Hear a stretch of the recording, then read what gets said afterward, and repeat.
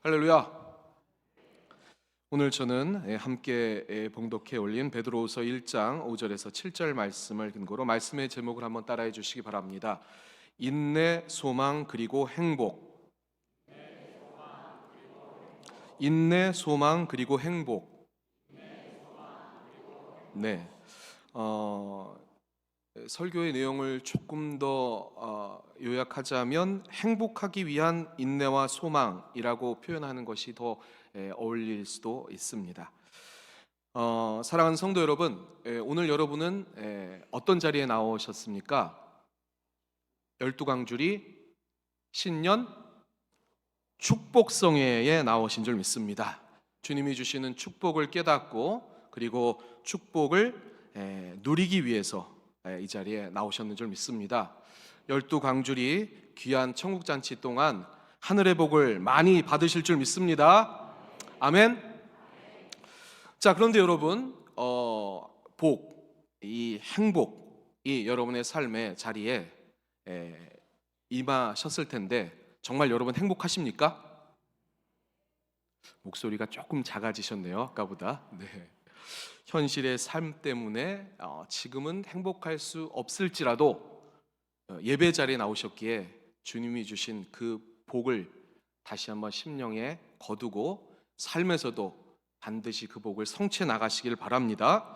그런데 제가 오늘 제목에 기록한 것처럼 말씀드린 것처럼 이 행복은 어떤 것일까? 정의를 내리자면 저는 개인적으로 그렇게 생각합니다. 사랑하는 사람들과 오래오래 즐겁고 건강하게 사는 게 행복이다, 이렇게 생각을 합니다. 맞습니까, 여러분? 맞죠? 네. 근데 여기서 하나라도 빠지면 행복할 수가 없습니다. 사랑하는 사람과 아니고 좀 미워하는 사람과 오래 사는 것도 그게 행복이 아니죠. 그리고 건강하게 안 살고 오래오래는 살되 병들어 사는 것도 행복이 아닐 수 있습니다. 그리고 오래오래 살지 않고 그냥 단명하는 것도 어떻게 보면 주님의 연수가 있지만 행복하다고는 할 수가 없을 수 있습니다. 그렇다면 이 행복은 어디에서 오는 것일까? 네, 거기에 대해서 우리가 궁금할 수 있는데요. 다행히 이에 관한 신뢰할 만한 그 연구가 있습니다. 그걸 좀 소개해 드리려고 하는데요. 이 행복은 어디서 오는 것일까? 여러분, 테드라고요.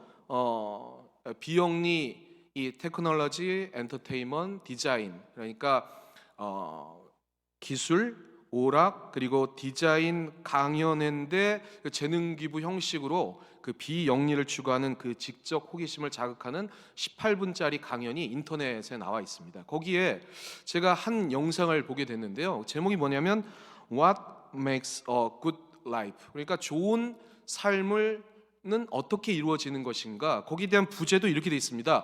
Lessons from the longest study on happiness. 그러니까 행복에 관한 가장 오래된 연구라고 되어 있거든요. 무려 76년 동안 행복을 연구한 거예요. 그것도 여러분이 신뢰할 만한 세계 최고의 대학 중에 하나인 어느 대학일까요? 세계 최고의 대학 하면 하버드, 그렇죠. 하버드 대학 성인 발달 연구팀이 무려 1936년부터 행복을 연구해 왔어요. 그리고 장장 724명, 그것도 그냥 표본을 하버드대 아주 이렇게 잘 나가는 대학 2년생부터 보스턴의 빈민가의 아이들까지 해서 무려 724명의 전 인생을 다 조사를 하고, 그리고 건강 기록, 결혼, 그다음에 침식 면접, 모든 그러한 통계학적인 그러한 연구를 다 동원해가지고 천문학적인 돈을 들여가지고 결론을 냈습니다. 그게 18분짜리 영상으로 나와 있는데 한번 인터넷을 한번 뒤져보시면 거기에 대한 결론이 나와 있어요. 결론은 뭐냐? 행복은 어디서 오느냐? 한번 따라해 주시기 바랍니다. 좋은 인간관계, 굿 릴레이션십에서 이 행복이 온다, 이렇게 결론을 내었습니다.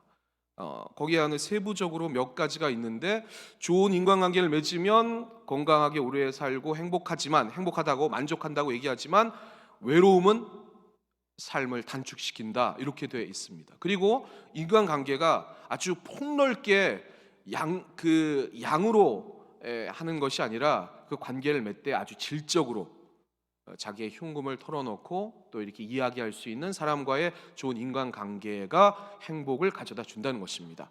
여러분 행복하시죠? 왜 행복하십니까? 이 교회에서 우리 신앙생활하면서 좋은 인간관계를 맺고 계시기 때문에 행복한 줄 믿습니다. 그런데 이렇게 천문학적인 자금과 시간을 들인 이 연구에도 한계가 있고 오류가 있을 수 있다는 것입니다. 뭘까요, 여러분?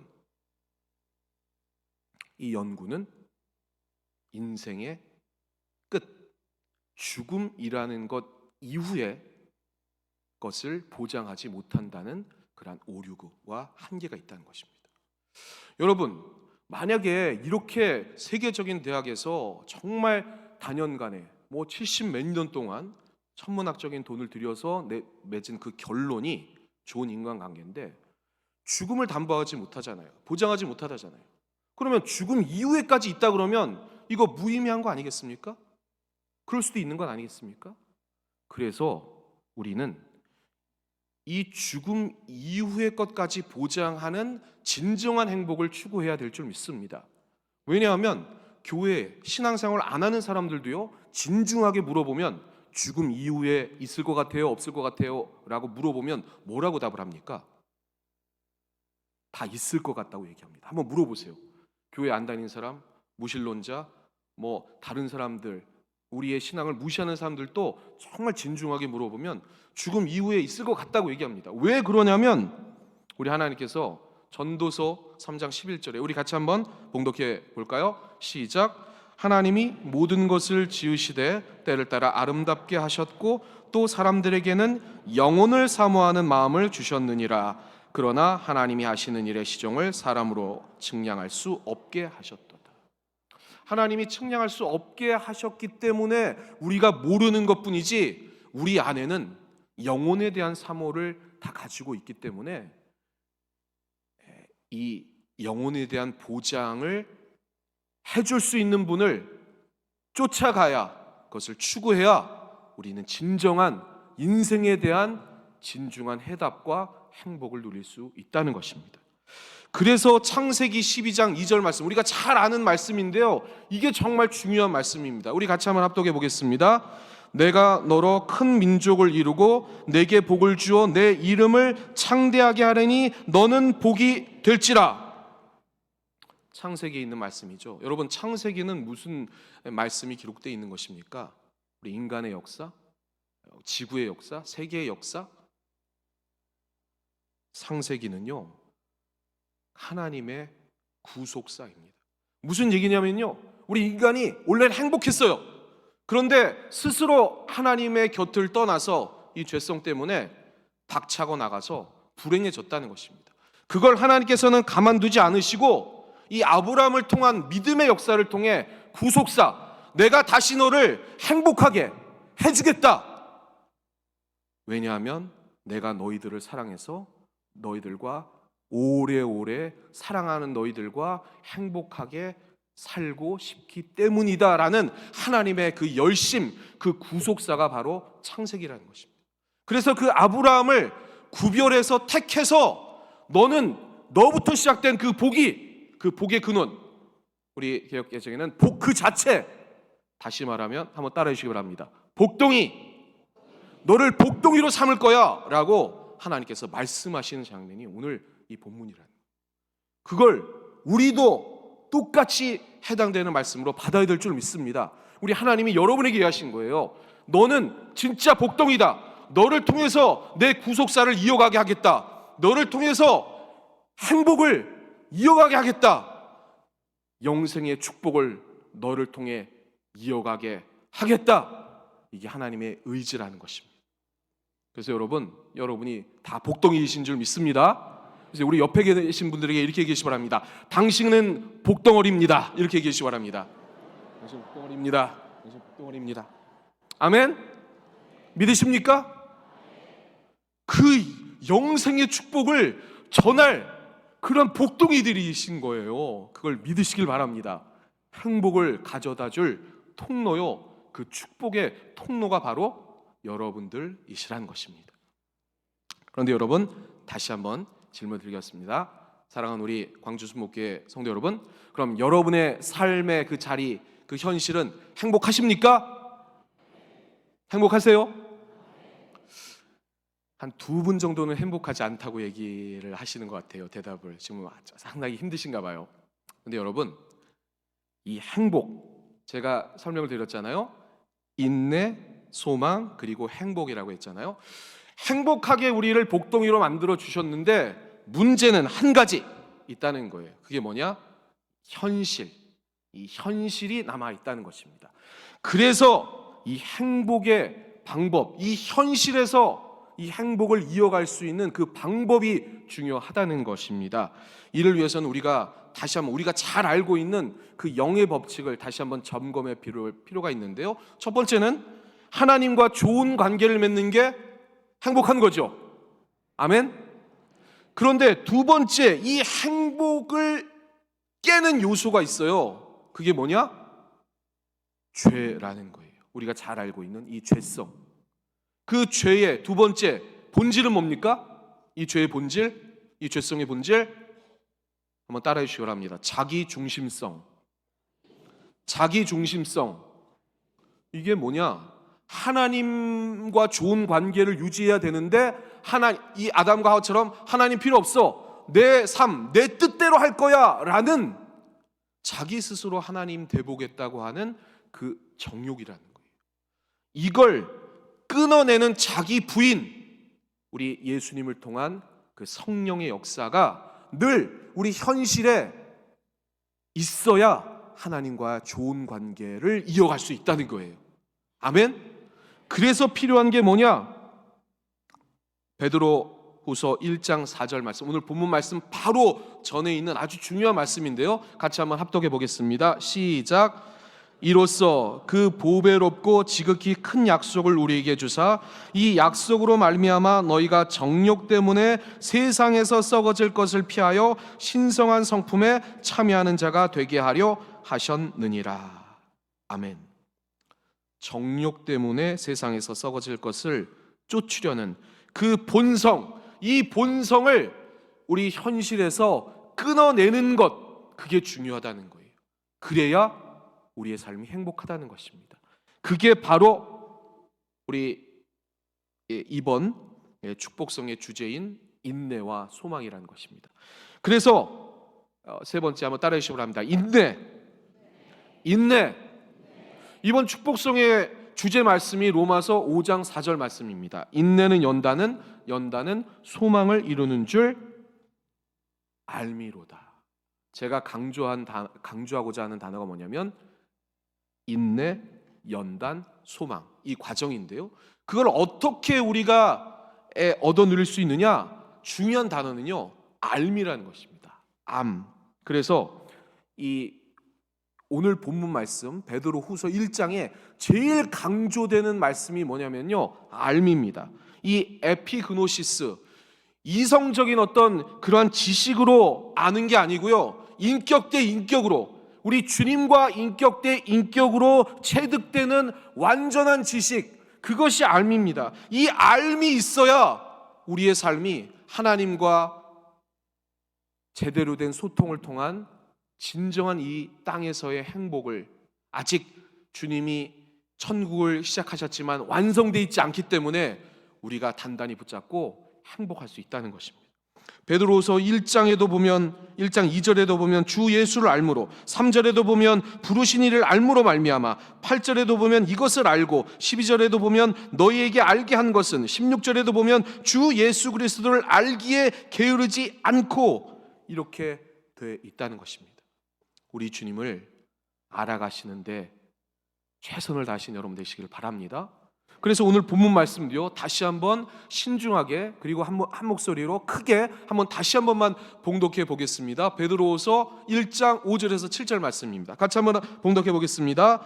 그러므로 너희가 더욱 힘써 너희의 믿음의 덕을, 덕의 지식을, 지식의 절제를, 절제의 인내를, 인내의 경건을, 경건의 형제 우애를, 형제 우애의 사랑을 더하라. 제가 이 말씀을 통해서도 강조드리고 싶은 것은요, 이 나열된 이 성화의 덕목들 하나하나 다 중요합니다. 그리고 이거를 여러분들은 많이 또 배우시고 아시고 또 이렇게 접하셨을 거예요. 그런데 이거는 중요한데 오늘 제가 강조하고자 하는 단어는 거기에 있는 것이 아니라 한번 따라해 주시기 바랍니다. 더욱 힘써, 더욱 힘써. 예수님을 아는데 더욱 힘쓰고 그 예수님을 통한 그 성화의 덕목들을 굳건히 지켜서 이 인내를 통한 그 훈련으로 연단, 캐릭터, 그 성품 체득화시켜서 그 주님이 그 불어주시는 그 영원한 나라, 우리 11절에도 결론 읽고 있지만 그 소망의 그 나라로 갈 때까지 주님과 좋은 관계를 유지하라라는 그러한 명령이라는 것입니다. 여러분, 죄송하지만 더욱 힘쓰고 계십니까? 예수님을 알아가는데 더욱 힘쓰고 계십니까? 부단히 노력하고 계십니까? 우리 사랑하는 우리 광주 순복음교회 우리 성도 여러분, 2024년도에는 이러한 예수님을 아는데 그것을 인내 훈련을 통해 늘 얻어 누려나가시는 여러분 되시기를 주님의 이름으로 축원합니다. 어제 알던 예수님보다 오늘 아는 예수님이, 그리고 내일 아는 예수님이 우리 안에 더욱더 자랄 때 그러한 인내의 훈련을 통해서 여러분의 삶이 보장될 줄 믿습니다. 제가 개인적으로 우리 예수님의 그 은혜를 그리고 예수님을 아는데 제 신앙이 자란 그 본문이 있습니다. 잠깐 소개해드리고 또 말씀을 이어가도록 하겠습니다. 우리 에레미야애가 3장 22절에서 23절 말씀인데요, 우리 같이 한번 합독해 보겠습니다. 야훼의 인자와 국률이 무궁하심으로 우리가 진멸되지 아니함이니이다. 이것들이 아침마다 새로우니 주의 성실하심이 크시도소이다. 제가 인간관계에 있어서 더 이상 정말 용납할 수 없는 그러한 사람, 저를 해코지하고 또 무시하고 비판하는 그런 사람을 도저히 용납할 수 없을 때 어떻게 할까 눈물 짓고 있을 때 이 말씀을 통해서 성령님의 그 조명하심으로 우리 주님의 그 사랑, 우리 하나님의 은혜를 깨닫게 해주신 본문입니다.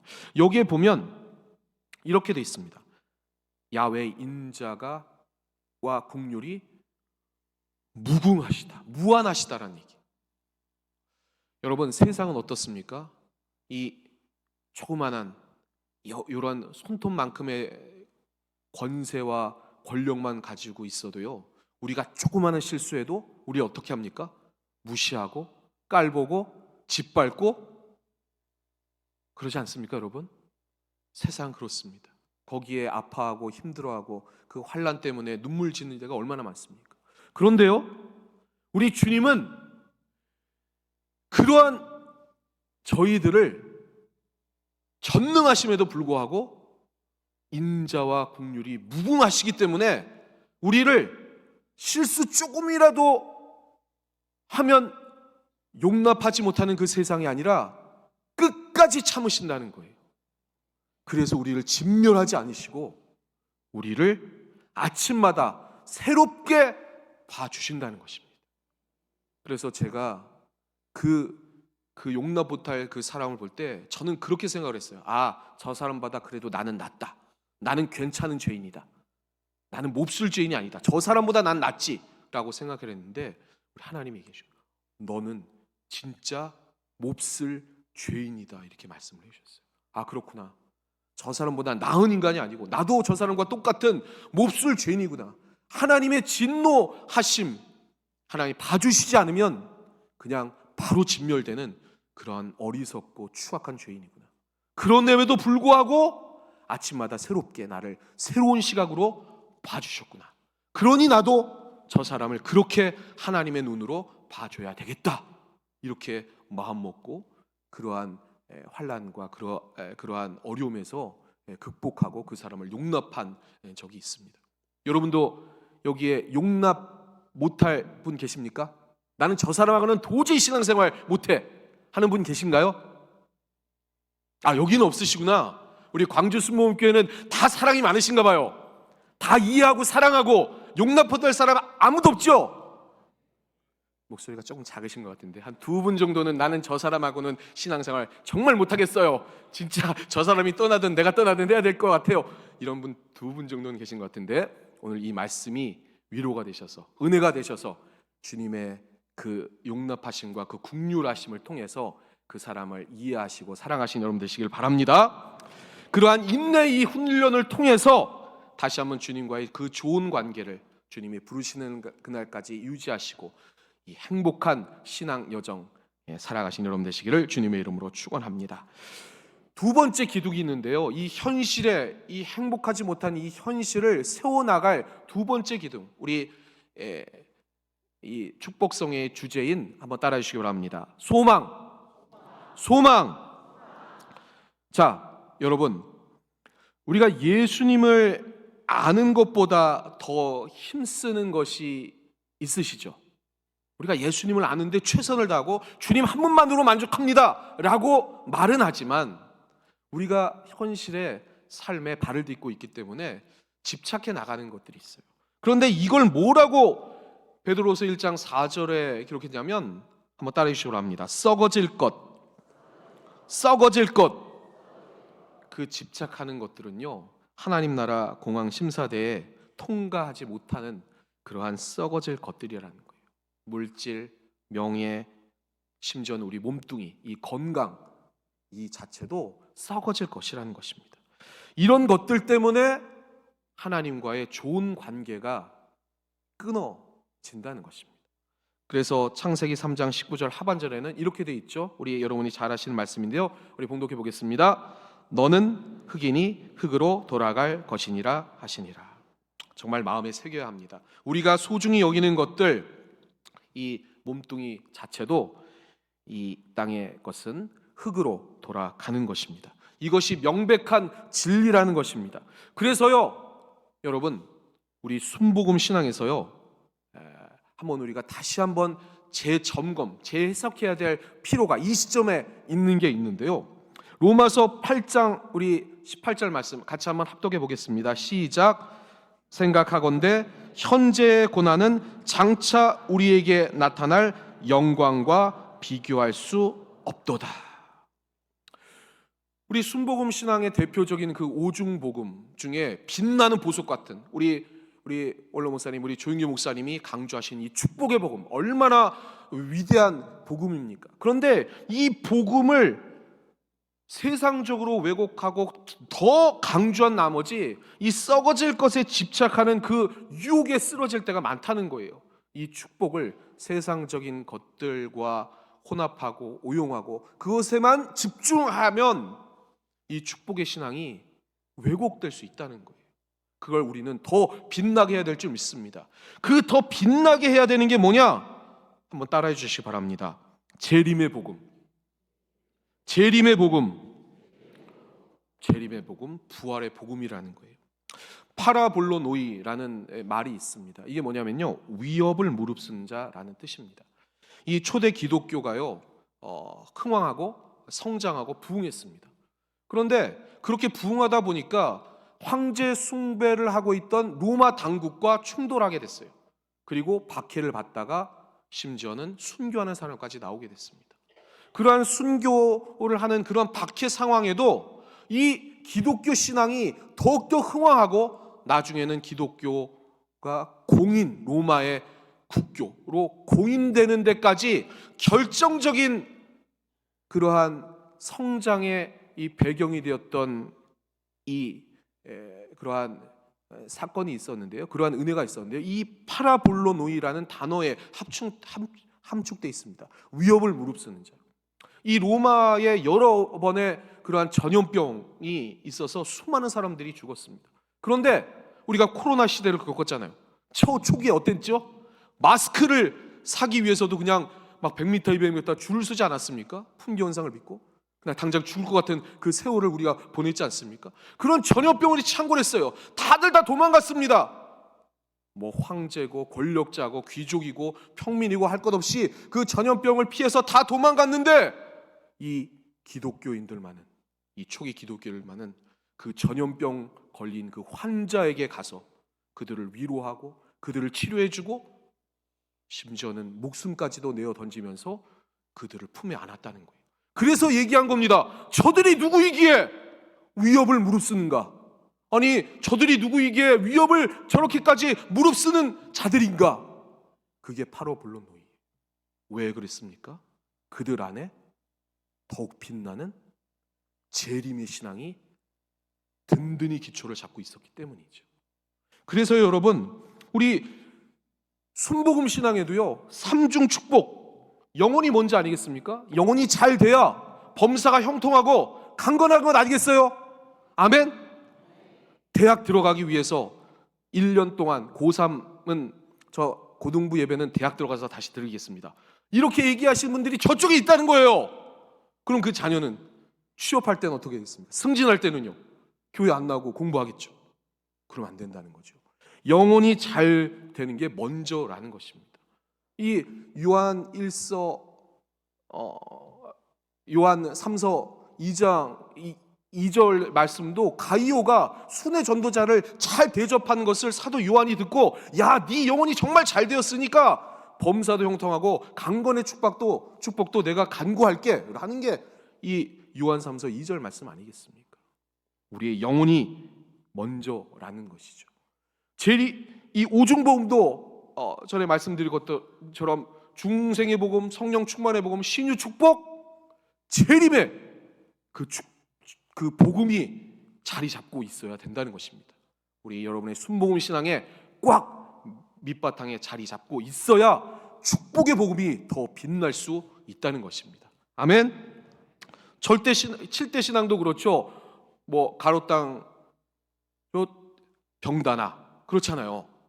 병다, 다시 오실 예수님에 대한 그 소망을 온전히 우리의 신앙에 꽉 붙들고 있어야 우리 현실에서 행복할 수 있다는 것입니다.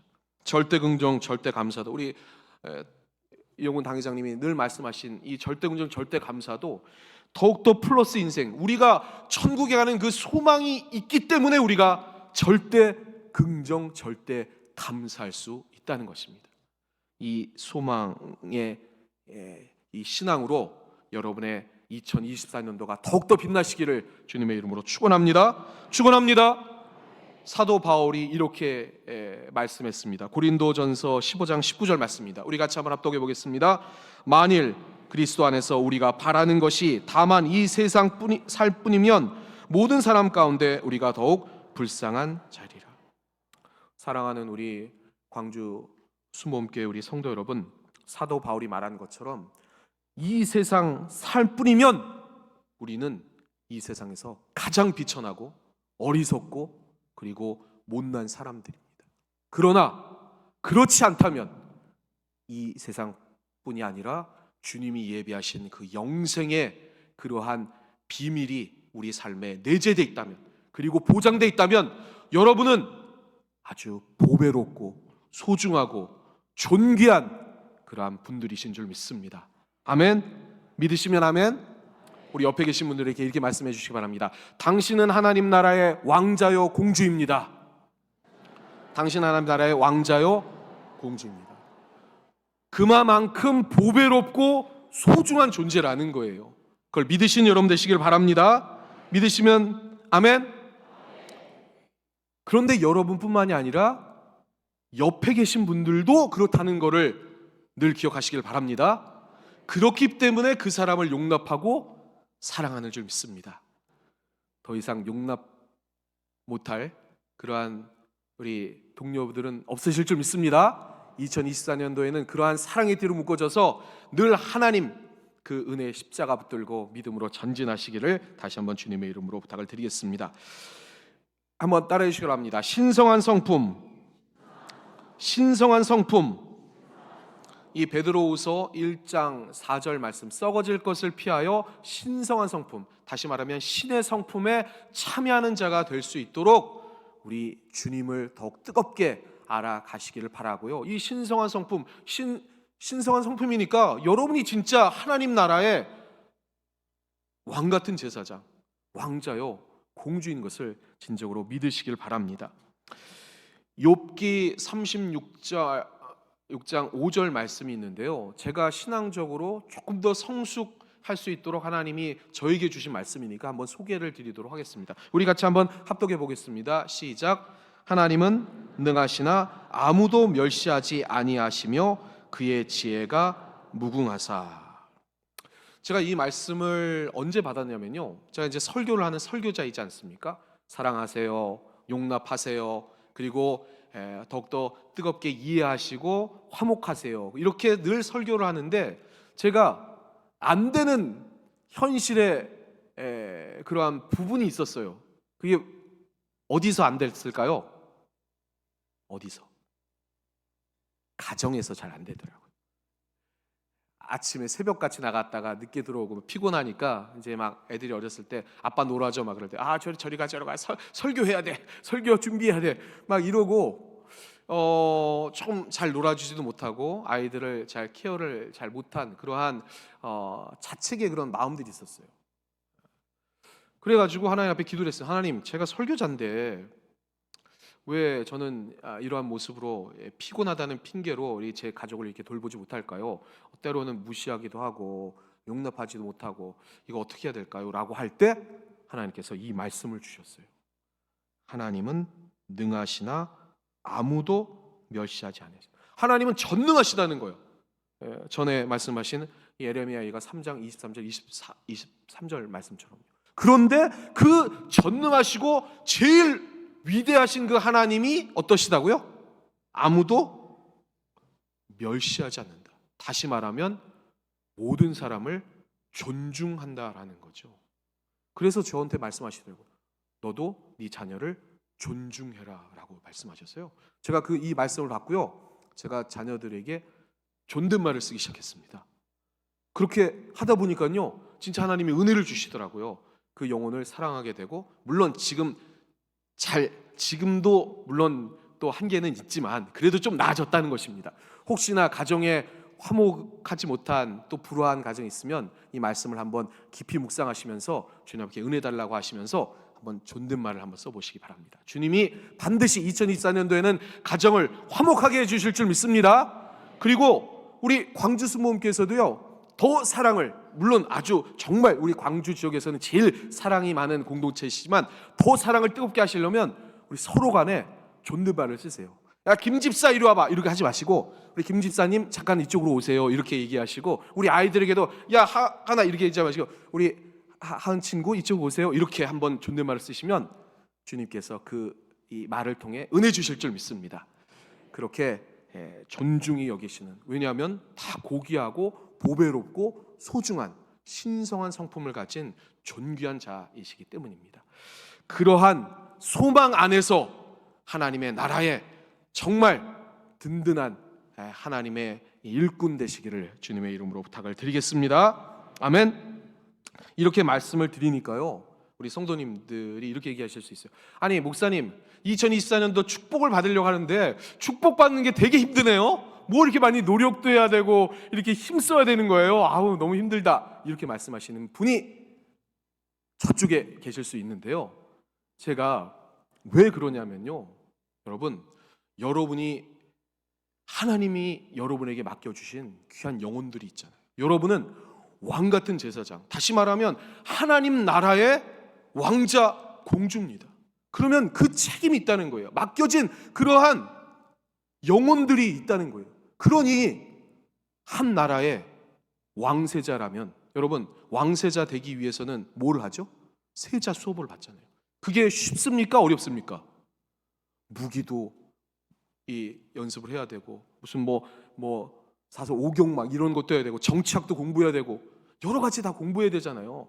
그것처럼 우리 주님의 말씀, 그리고 성령의 조명하심을 통해서 주님의 말씀을 깨닫는 성령의 은사 중에 말씀의 지혜의 은사, 말씀의 지식의 은사, 이걸 들을 때 깨닫는 은혜, 또 지혜를 통해서 삶에 적용하는 그 은혜, 그러한 은사를 소망하셔서 여러분이 하나님 맡겨주신 가정이면 하나님 나라의 그 가정하는 하나님 나라를 잘 읽고 가시고, 그리고 삶의 터전이라면 그 삶의 터전을 잘 이루어가시고, 신앙 공동체라면 이 신앙 공동체를 아름답게 이루어나가시는 여러분 되시기를 주님의 이름으로 축원합니다.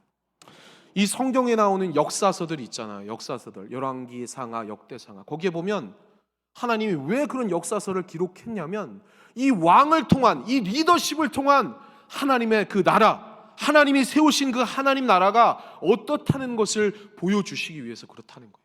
예를 들면 역대하 이 34장에 요시아가 나오지 않습니까? 하나님이 왕으로 세우신, 여러분처럼 하나님 나라의 왕으로 세우신 존귀한 사람입니다. 그 리더십이 잘 돼야 그 나라가 잘 되는 거예요. 근데 요시아가 어떻게 했습니까? 8세에 왕이 올랐어요.